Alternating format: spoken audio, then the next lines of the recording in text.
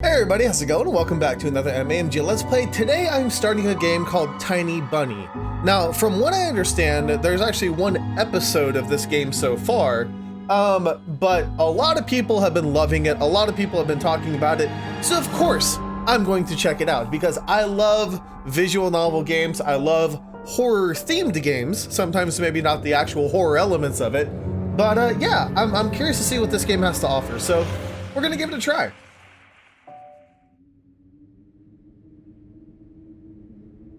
It's so quiet.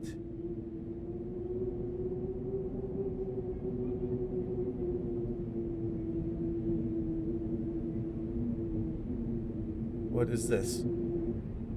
The wind clawed at my window all night long. It wandered the fields and howled like a hungry beast.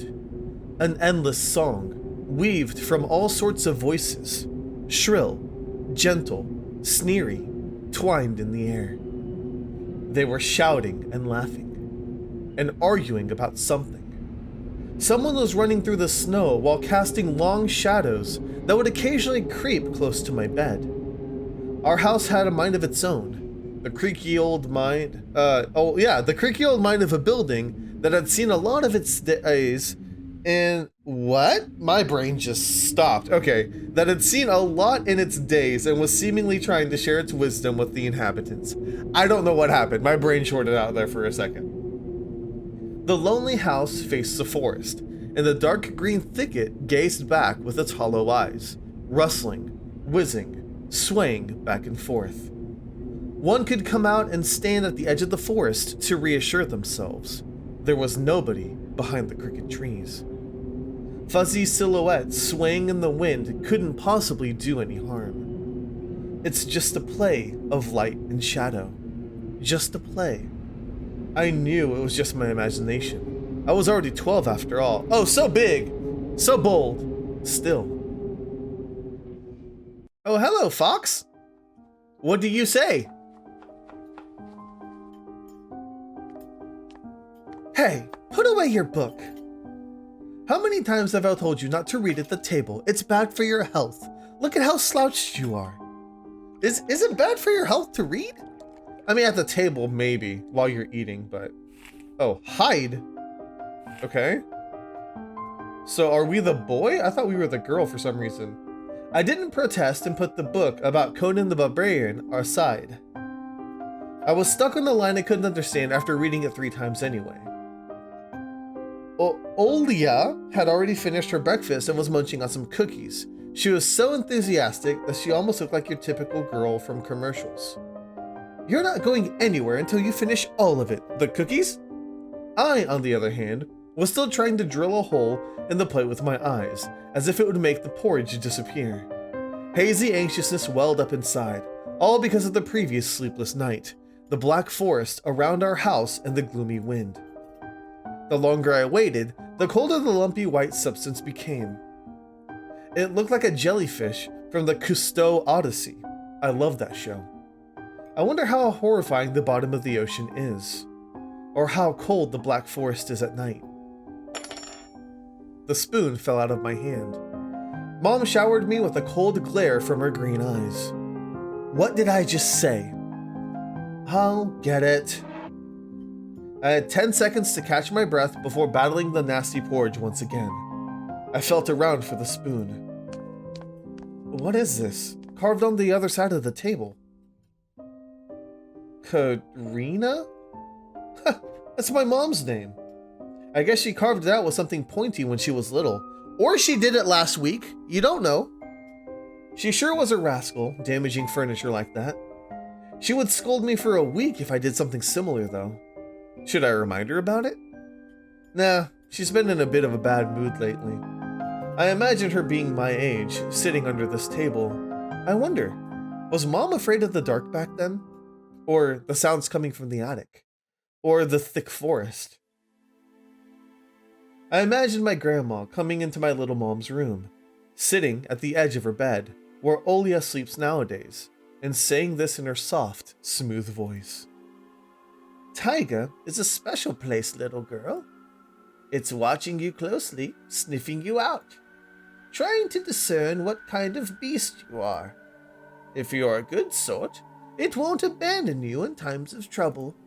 But if you're a bad apple, it'll grab you by the side and drag you under the ground. Thanks, Grandma. And that would be it. Grandma was caring. She never fought with anybody, never yelled, never swore. Those were the times without the maddening screams until late at night, without smashed dishes and mutual accusations. Our parents used to love each other back then. I remember listening in on one of their conversations by chance. They were talking about a grandma getting prepared for her funeral. She already had bought a casket, and she called it her cute funeral box. It waited for its time in the closet patiently. It was black, upholstered with meat-colored material on the inside. I saw it when my grandma was getting buried. The house didn't change since the time she was alive. Only all the photos were gone. Glass-covered pictures with gray faces of my ancestors. They all had a dead but watchful look in their eyes. I crawled out from under the table. Olia was done with her cookies and was looking at my share like a sly woodland critter.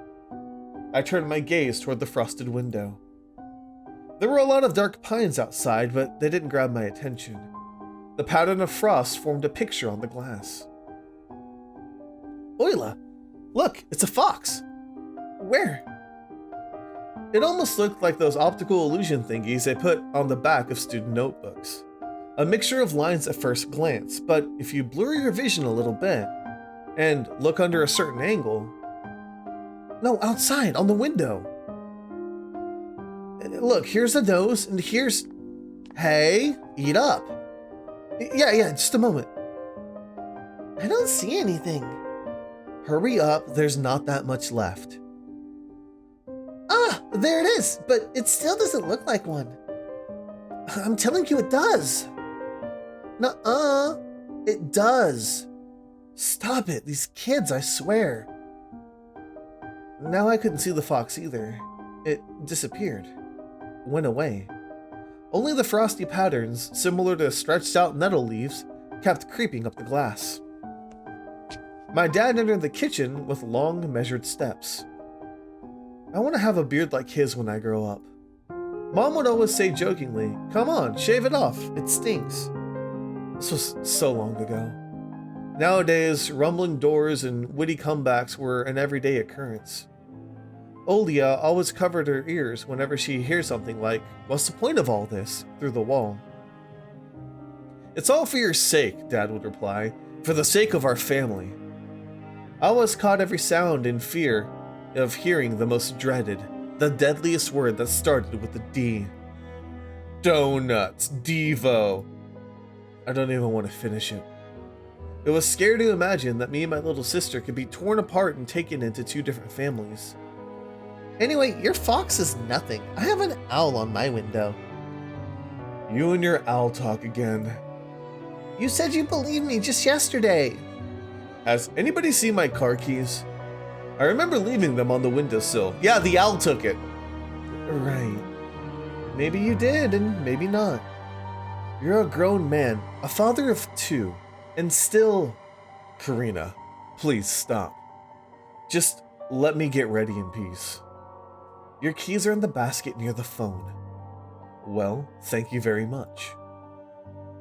Anton, stop making a martyr of yourself and finish eating already. And the owl? There was no owl. But there was one.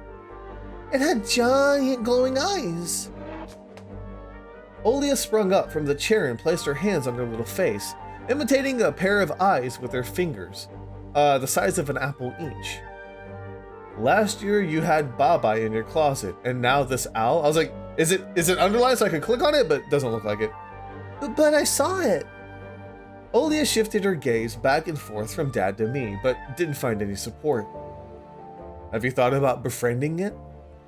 You know, like feeding it with imaginary mice. Imaginary mice? What's that even? Okay, don't bully your girl.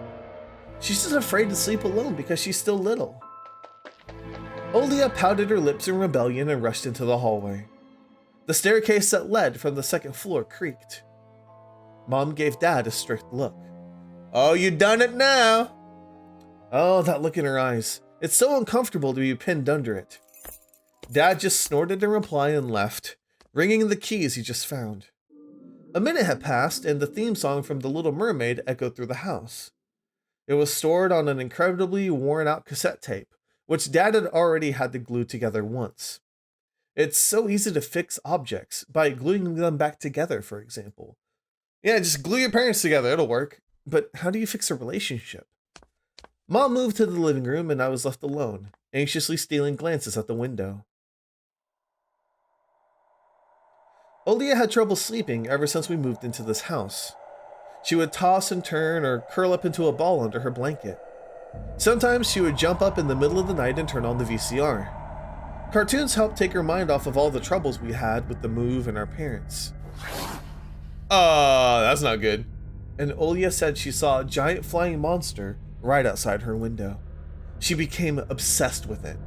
Our parents did everything in their power. They even tried a little trick to get rid of those ridiculous fears.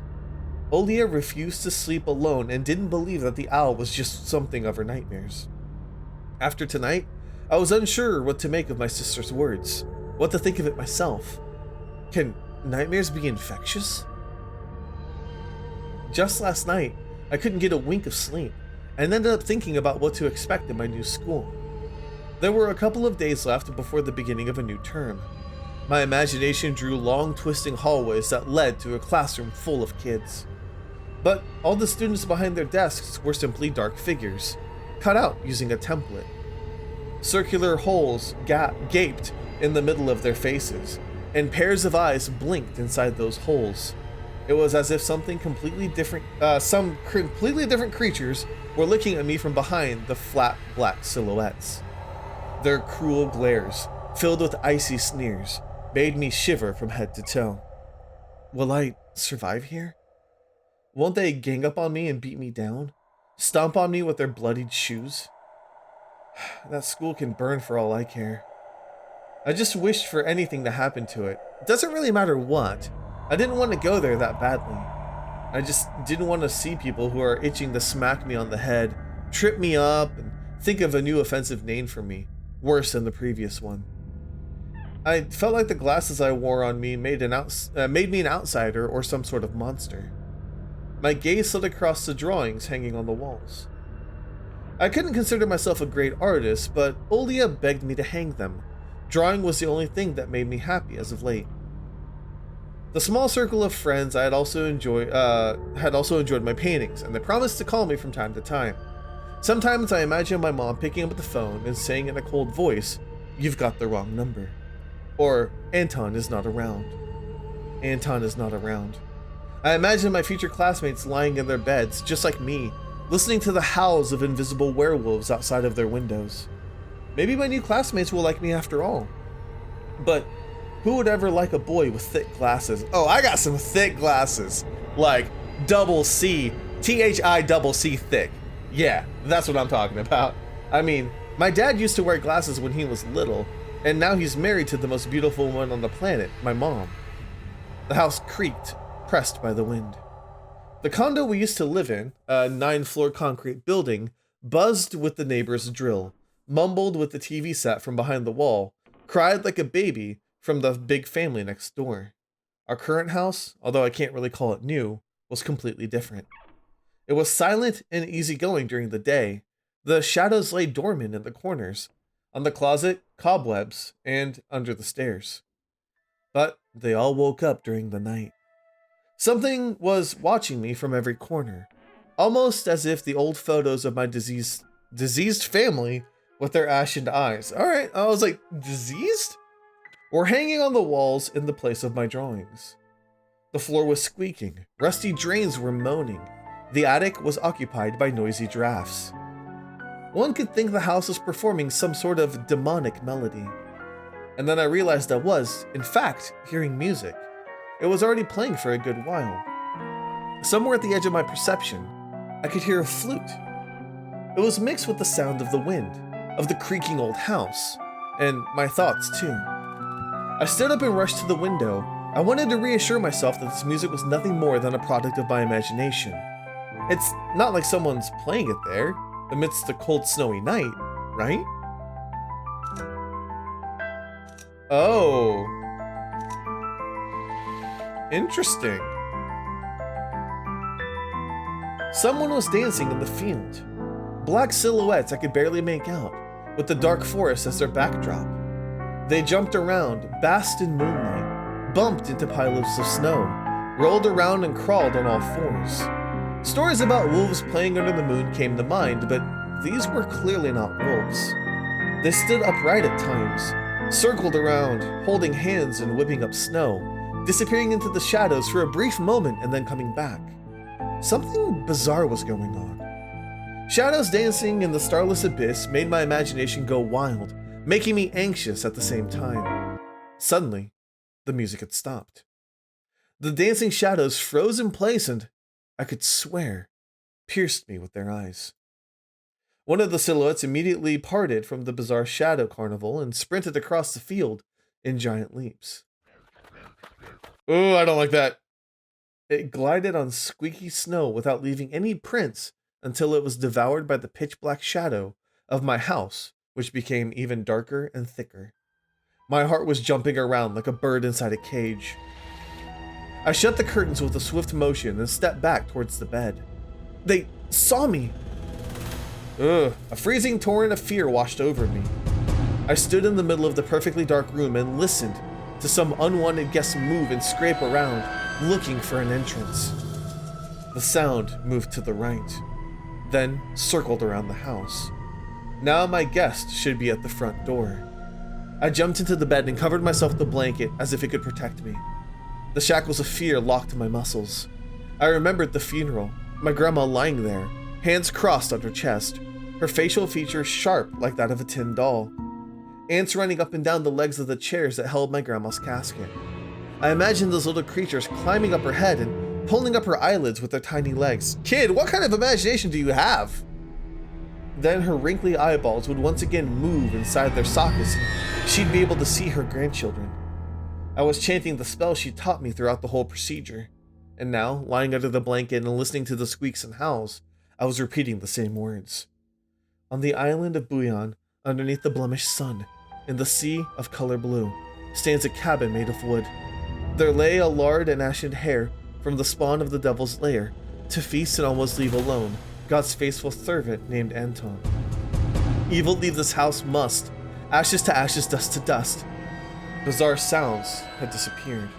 I cautiously peeked out from under the blanket and saw curtains waving around like a hangman. And then the night doused me with a new portion of boiling terror. The sound scratched at my eardrums. In reality, something or someone was scratching at the front door, hurriedly clawing at the wood, demanding to be let in. The door was shut. Dad had become very cautious recently, so he installed a sturdy lock. I remember him staring at the forest intently, as if he was looking for someone. Ashes to ashes, dust to dust. I hugged my knees, placing my chin between them, and drilled the door with my eyes. It was so flimsy and weak before the might of darkness. And then the doorknob twitched slightly.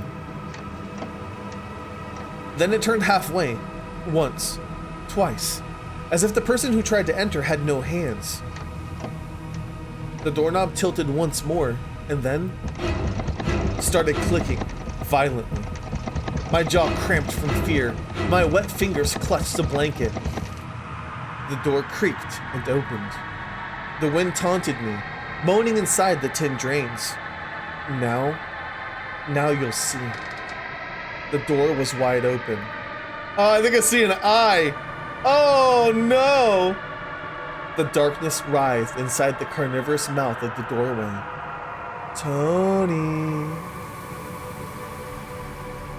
It was as if the night itself was calling out to me, flapping its black wings and squeaking with rusty hinges. I was trembling, ensnared by the web of darkness that hung in the corners of my room, waiting for the one who weaved it to come out of the gaping black hole. Tony. My abdomen tightened and my chest rose up, ready to exhale a desperate scream. But before I was able to do anything, the darkness asked me, Tony, you asleep? I still see the eye up there? My sister's face protruded from the thick shadows. I almost screamed from relief. Olia, I'm not sleeping. Did something happen? Olia frowned and stuck out her lower lip, a clear sign that she was about to cry. It's there again, staring at me. Shoo her away, Tony, please. I'm so scared. The fear that was tormenting me just a minute ago crawled away and hid somewhere in my stomach. I needed to calm Olia down. It was just a dream, silly. Don't be scared. Dreams don't bite. Nothing's going to harm you. Olia sobbed. She was trying her best to believe me. But was I sure myself? I have an idea. Let's go to your room and watch the video. Sleeping Beauty, for example. You like that cartoon, don't you? Why does Sleeping Beauty have a prince and I have a scary bird? That question took me by surprise. Alright, let's watch Cinderella. My thoughts became tangled, fuzzy. What was that? What studied me with eyes while dancing feverishly under the moon? The darkness was clinging to the window, and it wouldn't be fooled by Grandma's old chants. It couldn't be satisfied with a feast of lard and long ashen hair. Tony, you coming? Yeah, just a moment. Oh, God! What?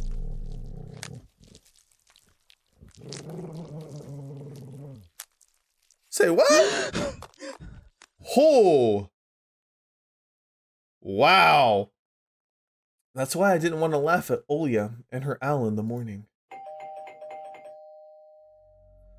Who could be visiting us here in the middle of nowhere? We don't know anyone around here. So persistent. I felt extremely unsettled just from a silly thought that our morning guest would have come from the woods. I could barely hear the voices from the front door.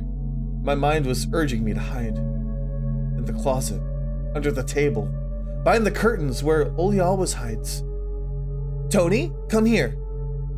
I felt like kettlebells were tied to my feet, but still dragged them forward toward the hallway. A couple of policemen towered over me in the doorway. They smelled like frost and worry. That's a very weird smell. My mom always winced and grumbled at the moment she saw patrol cars. Worse than bandits. How often do you see patrol cars? At that moment, though, she looked somewhat confused. Hello. A senior officer, who wore a grim expression, nodded. A boy had gone missing yesterday. His name's Vova. Look at this, please. Have you seen him? The policeman held out a photograph to me.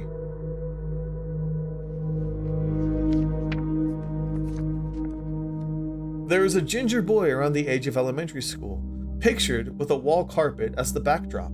He had a striped cat in his hands and wore a wide smile. No, I haven't. Are you sure? Look closely. Where would I see him? I don't know anyone around here.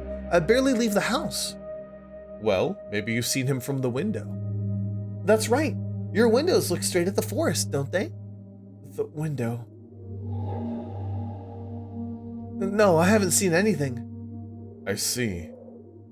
He sounded tired, but his eyes, his stare, long and heavy, was full of suspicion.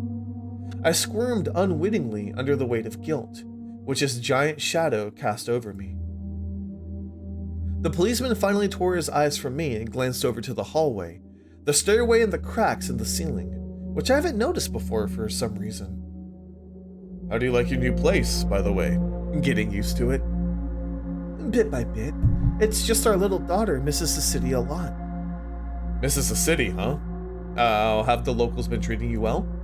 Yes, everything is all right, thank you. The policeman pierced through me once more with his gray eyes. My head started spinning. Can I help you somehow? I asked that in a shaky voice to look like a polite boy and end his unpleasant conversation sooner. Now that I think about it, you look just like one of my nephews, little fella. He's a witty boy around your age, wears the same type of goggles. Always engrossed in reading those mystery novels. Told me he wants to enroll in police school when his family visited this summer. Wanted to help other people, just like me, see? I felt uncomfortable, as if a distant relative and not a police officer stood before me. You know what? Little boys like you should stay at home, steer away from trouble. The times have changed so much. Mom interjected in a cold voice. You don't say. Ah, well then. What grade are you in, Tony boy? 6th. Have you made any friends here so far? Not yet. I'll be going to school for the first time after the break. Ah, then I'll leave you my number just in case. Call me if you have any new info. The policemen were gone along with their shadows, the smell of cheap cologne and the photo of a smiling boy. His face still stood before my eyes. I wondered what it was like for him, being all alone, there. For some reason I thought of the forest swaying in the wind. What did his poor parents feel? And what would my parents do if I'd gone missing? Would they cry and thrash around hysterically? Or would they accuse each other, like they always do, and forget about me eventually? Mom, this Vova, did he go missing in our forest? Seems like it. Poor child. I looked out the window at the road. The police UAZ drove off towards the village. The officer's nephew came to mind when I was splitting off the old paint from the windowsill.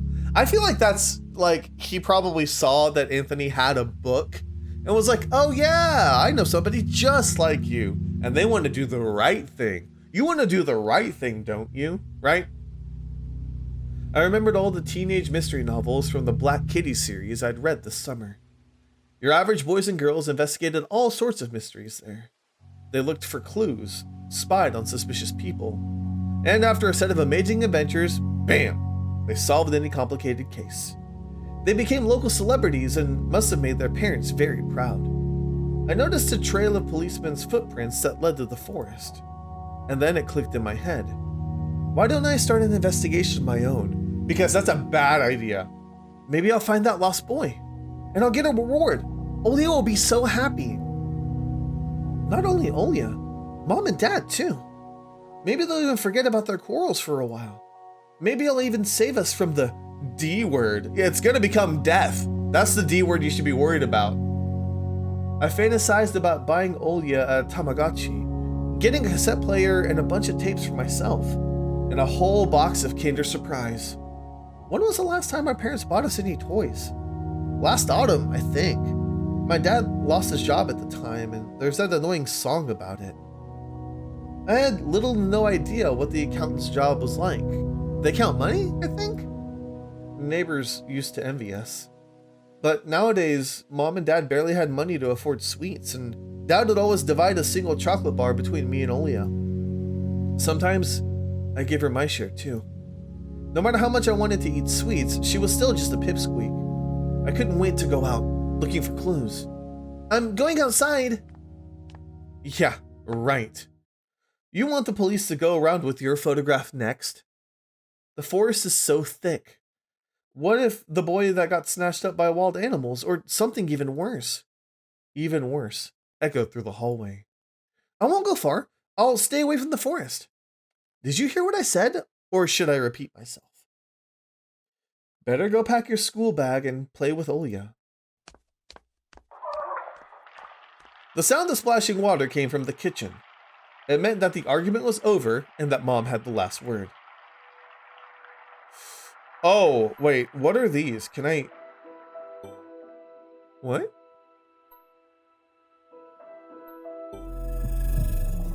That sounds ominous. Okay, I'm gonna save? No, I don't want to overwrite my save. What is this? Oh, okay, a backlog. Interesting. So open this, go to the kitchen, or go to the front yard. Oh, let's go to the kitchen. IKEA? Oh, okay. Kind of like IKEA, but not. Grandma kept ice cream for me and Olya there, but now I can only see meat bits for soup and clumped together pelmeni? I grew to hate that already. Okay, I didn't click anything, but that's all right. I don't know what this information thing is. Oh, okay. So the underlying words are explained. Okay, Baba, in Slavic folklore, a nocturnal spirit used by parents to threaten their ill-behaving children. UAZ is a Soviet and Russian off-road freight passenger car, which is produced on the Ulyas, I don't know how to say that, car factory. Black Kitty is a series of contemporary Russian original translated teen mystery books. Accountant, sung by an all-female Soviet pop band by the name of Combination that was widely popular in the early 90s, okay? And pelmeni, a Russian variety of dumplings made by boiling thin, unleavened dough filled with mincemeat. One may even call it Russian fast food.